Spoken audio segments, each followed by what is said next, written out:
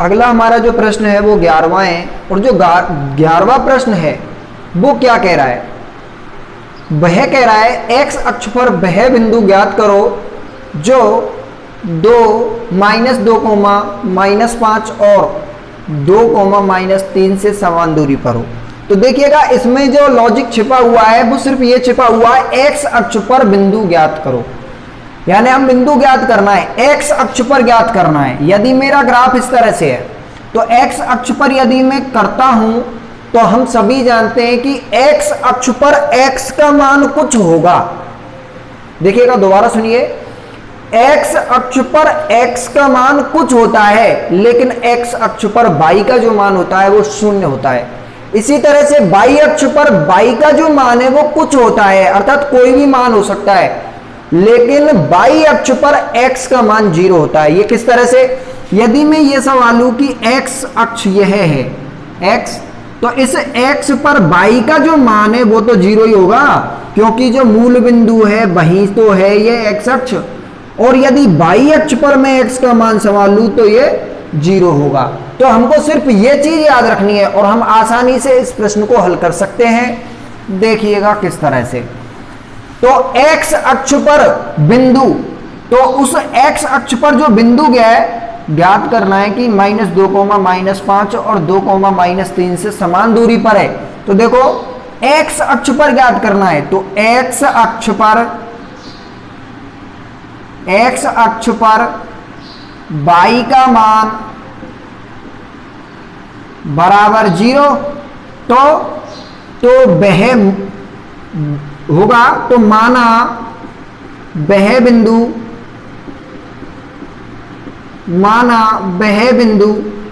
क्या होगा? x, 0 इस तरह से होगा। जो बिंदु है उस x अक्ष पर जो बिंदु होगा वो ये मान लिया है मैंने। अब इस बिंदु की जो दूरी है, अब इस बिंदु को मान लेता हूं मैं p, इस बिंदु को क्या मान लेता हूं? p, और ये जो बिंदु है इसको मान लेता हूं a और ये मान लेता हूं b। तो देखिएगा a -2, -5 और b 2, -3। तो दूरी सूत्र से इन दोनों की दूरी समान है और इन आपस में इन दोनों की दूरी समान है। x अक्ष से ये भी और यह भी समान दूरी पर हो तो बिंदु ज्ञात करना है, अर्थात इस x का मान ज्ञात करना है। हमें पता है y का मान तो 0 ही होगा, लेकिन इस x का मान ज्ञात करना है। तो इस x के मान ज्ञात करने के लिए हमें वही सूत्र लगाना है, दूरी वाला है जो। तो अर्थात अब हम दूरी निकालेंगे, तो PA बराबर x2 - x1 का whole square plus y2 - y1 का होल स्क्वायर पर वर्ग। मान रखेंगे x2 -2 कोमा जो माइनस है वो x आ जाएगा, ठीक है, इस तरह से। अर्थात मैं यह कह सकता हूं, इसको आप इसके बजाय इस तरह से लिखने के बजाय आप इसको सीधा इस तरह से भी लिख सकते हैं। किस तरह से? देखिएगा इस सूत्र में यदि मैं थोड़ा अंतर लगाता हूं, किस तरह से? x1 - x2 y1 - y2, कोई अंतर आएगा क्या?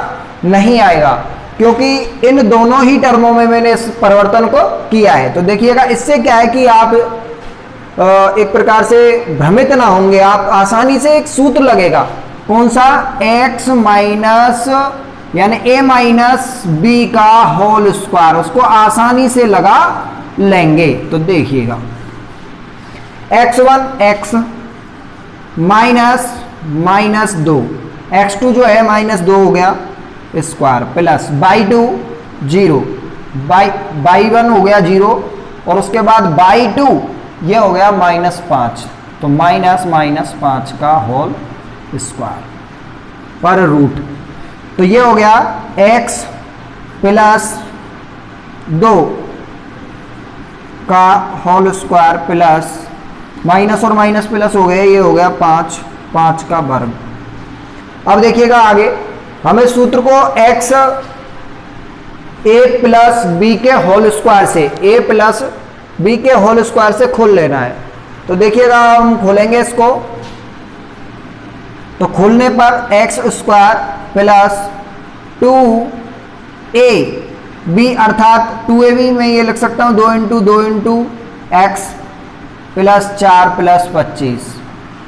इस तरह से इसको सॉल्व किया है। ये a प्लस बी का होल स्क्वायर है, यह जो है ये किसका है, a प्लस बी का होल स्क्वायर है और इस पर रूट, इस तरह से। अब देखिएगा आगे, अब जो हमें मान निकालना है वो किस तरह से होगा, देखिएगा जब इसको मैं हल करूंगा तो ये हो गया x square plus 4x plus 4 को उधर जोड़ दिया, ये हो गया 29। ये कितना हो गया 29। तो ये जो मेरा मान आया है ये निकल के आया है P और A, PA बराबर अर्थात PA का मान निकल के आ गया। अब इसी तरह से PA का मान निकल के आ गया, इसी तरह से अब मुझे निकालना है PB का मान निकालना है। इसी तरह से सूत्र को थोड़ा उलट करके रख दें जिससे कि आपको समस्या ना आए। x1 माइनस x2 का whole square plus y1 minus y2 का होल स्क्वायर पर रूट लगा दिया। PB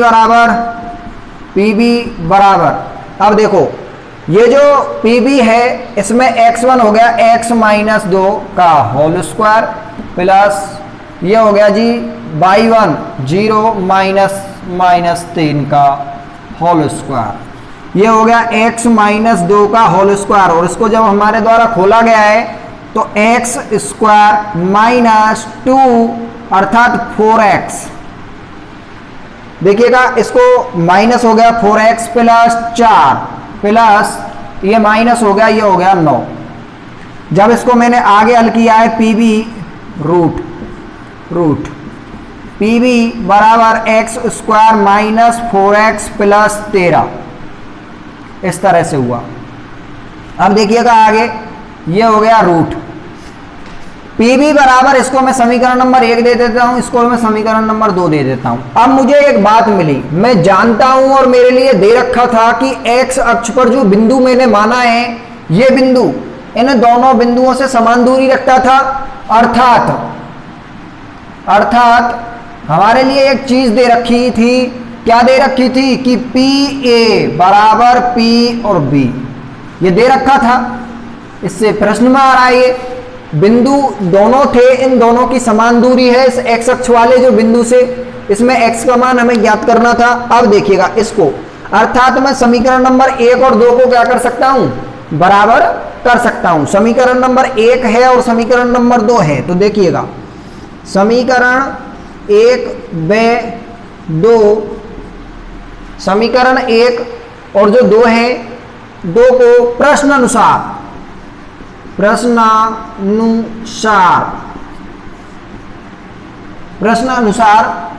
लिखने पर ये जो थी, ये जो दे रखा है हमारे लिए ये प्रश्नानुसार ही तो था, प्रश्न के अनुसार था, प्रश्न के अनुसार था। अब देखिएगा इसको मैं बराबर में लिख देता हूं, तो प्रश्नानुसार लिखूंगा तो ये दोनों ही बराबर हो जाएंगे। अब देखिएगा यहां नीचे लिखें, दिखाई नहीं देगा यहां से, तो देखो अभी मैं आपके लिए यहां लिख देता हूं, यहां के बजाय देखिए इधर लिख रहा हूं प्रश्नानुसार लिखने पर। तो देखिएगा x square plus 4x plus 29 पर रूट बराबर, मैंने क्या लिखा है ये PA और PB बराबर लिखा है। दोबारा से सुन लीजिए यदि आदि समझ में नहीं आया तो देखिएगा PA बराबर P और B, मान रख रहा हूं x square plus 4x plus 29 बराबर x square minus 4x plus 13, इस पर रूट। जब दोनों बराबर पक्षों में रूट हो तो वर्ग करने पर, ऐसा भी आप लिख सकते हैं वर्ग करने पर, अर्थात इन दोनों बराबर के वर्गों, इसको रूट को हटा देते हैं, x square plus 4x plus 29, इधर के पूरे पक्ष को जब इधर लाते हैं तो माइनस x उसके बाद ये प्लस 4x और ये हो गया माइनस 13। इसको जब हल किया है तो एक्स स्क्वायर से एक्स स्क्वायर जो है वो कट गया है, 4x आपस में जुड़ करके 8x बन गए हैं और 29 में से जब 13 गए तो ये हो गया 16। ये कितने हो गए 16 और x बराबर 16/8 बराबर x बराबर हो गया 2। x का जो मान है वह हमारा क्या आ गया 2 आया है। लेकिन हमको एक बात पता है कि 29 में से जब 13 हम घटाएंगे, जो 29 है यानी दोबारा से देख लीजिएगा, यानी हम ये कह सकते हैं कि जो ये 13 है यानी जो 29 है, इस प्रकार से इसको हल करेंगे। इसमें जब हमने पाया कि जो 13 है, हाँ जी तो दिखाई नहीं दे रहा था तो अब दिखाई देने लगा, दोबारा से सुन लीजिएगा। पी ए बराबर P B x square plus 4x plus 29 बराबर x square minus 4x plus 13 का वर्ग किया है और इस टर्म को हम इधर ले आए हैं पूरी को, और जब इधर ले आए हैं तो ये हो गया क्या, इधर जब इस टर्म को लाए हैं तो दोबारा से देख लीजिएगा 8x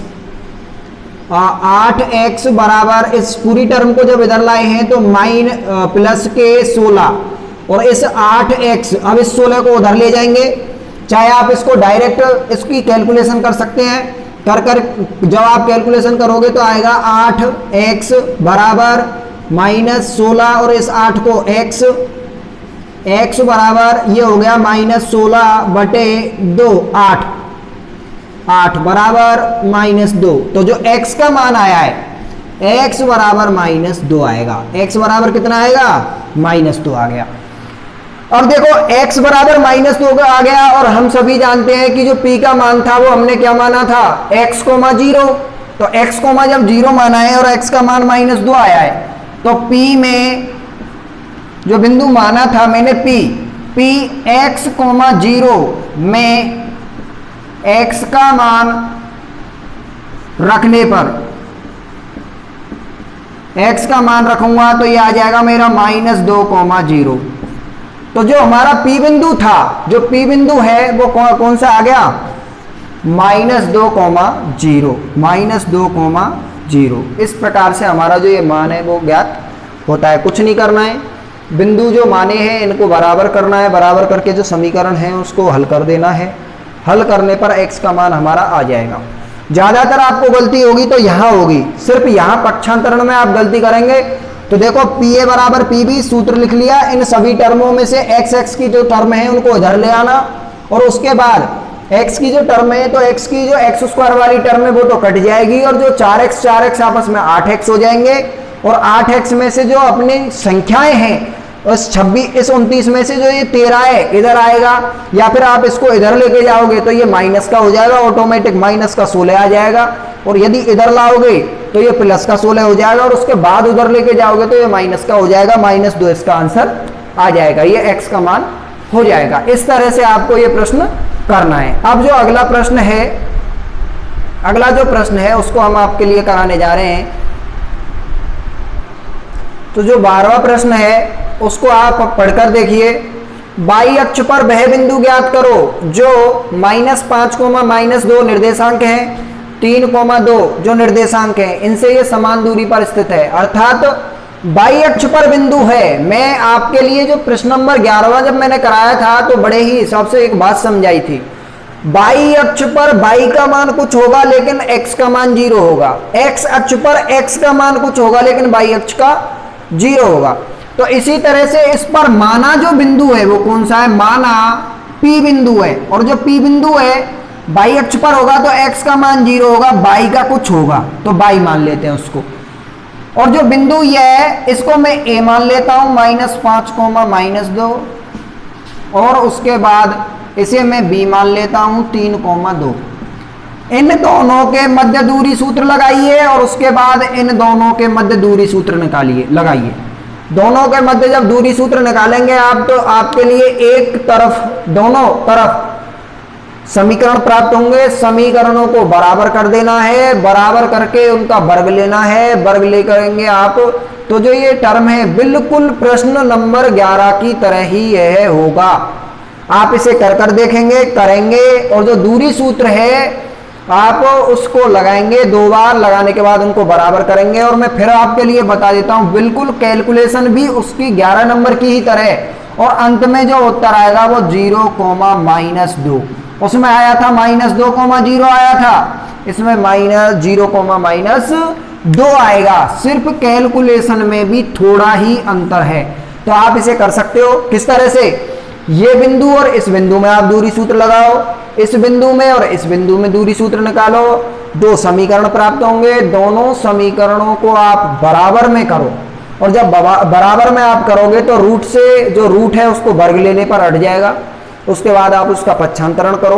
प्रश्न नंबर 11 की तरह आप इसे हल कर सकते हैं। इसी तरह से क्वेश्चन नंबर आपका 13वां है, बिंदु इतना तथा इतने से बिंदु इतने की जो दूरी है वो बराबर है, के का मान ज्ञात करना है। तो कुछ नहीं करना है, इसी तरह से होगा, सेम टू सेम इसी प्रकार से होगा। किस तरह से होगा देखो, दोबारा से मैं आपको इसको बता रहा हूं। देखो, ये बिंदु तथा ये बिंदु, इस बिंदु से 3, K तथा K,5 से बिंदु यह 0,2 बराबर दूरी पर है। तो माना यहां से देखो, माना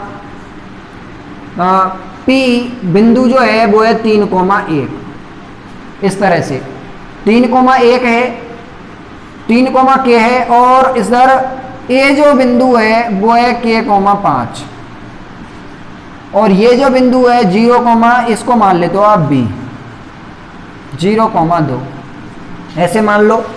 या फिर आप ऐसे कर सकते हैं कि ये बिंदु है ना, इसको ये अलग है, इन दोनों से समान दूरी है, तो क्यों ना इसको मैं P मान लेता हूं और इसको मैं मान लेता हूं A, और ये मान लिया मैंने B। क्योंकि जो P बिंदु है ना, P बिंदु A और B बिंदु से बराबर दूरी पर है।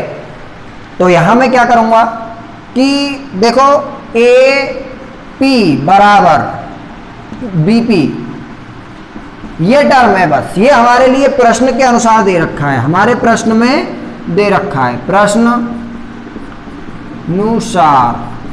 अनुसार दे रखा है।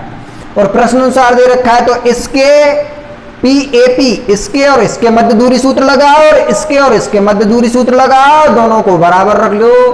और बराबर रखने के बाद उसी तरह से वर्ग है, दोनों जो रूट है वो वर्ग करने पर हट जाएंगे, और हटने के बाद K का मान हमें ज्ञात हो जाएगा। K का मान है वो हमें ज्ञात हो जाएगा। देखिएगा, मैं इतनी बार आपके लिए इसको कराऊंगा, जो वीडियो है वो बहुत लंबा हो जाएगा, आपको करना है। और जो मैं ये कह सकता हूं कि कुछ नहीं करना है, सिर्फ A और P इसमें दूरी सूत्र लगाओ, B और P में दूरी सूत्र लगाओ। दोनों में दूरी सूत्र लगाने पर, दोनों के अंतर्गत दूरी सूत्र जब लगाओगे आप, तो 2 समीकरण प्राप्त होंगे। दोनों समीकरणों को आप रूट जो आएगा वो वर्ग करने पर हट जाएगा, कैलकुलेशन करोगे, K का मान ज्ञात हो जाएगा। अब देखिएगा प्रश्न नंबर 14। जो प्रश्न नंबर 14 है उसको हम करेंगे।